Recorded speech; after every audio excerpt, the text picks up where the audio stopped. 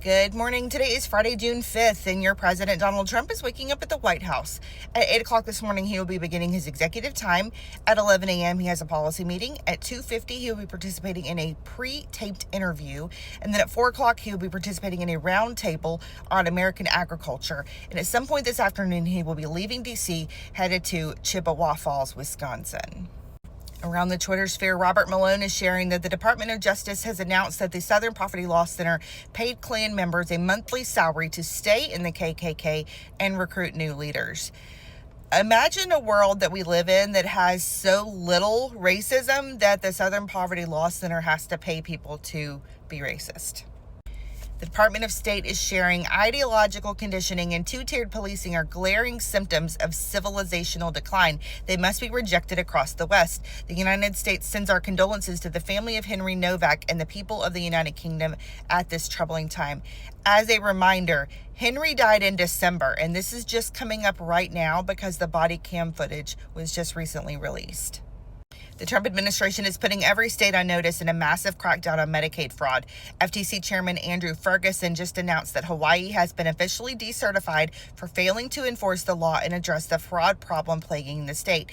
Everyone is on notice, and today Hawaii is being decertified for its abject failure to enforce state and federal law to prohibit fraud. Aloha to fraud.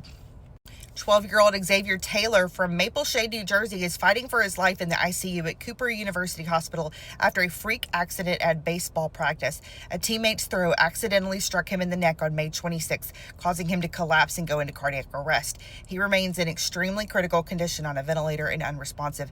His dad, a retired firefighter, says there's no one to blame, just asking for prayers. The community has rallied with prayer vigils, bats out for X on porches, and a meal train that's already raised over $60,000.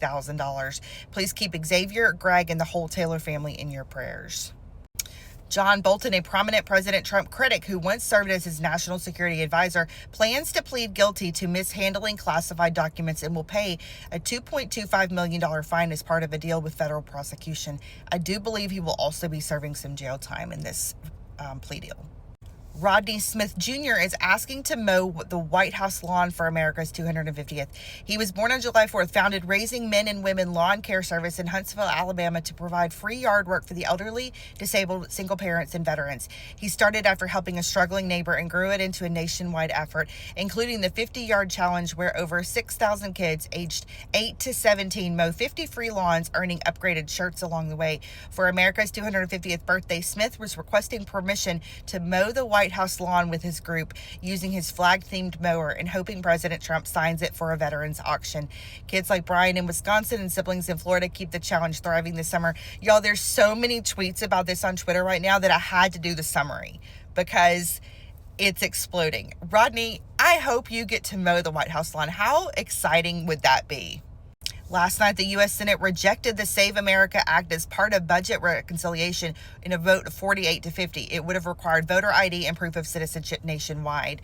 The Republican nays were Tom Tillis, Lisa Murkowski, Mitch McConnell, and Susan Collins. It needed 60 votes to pass.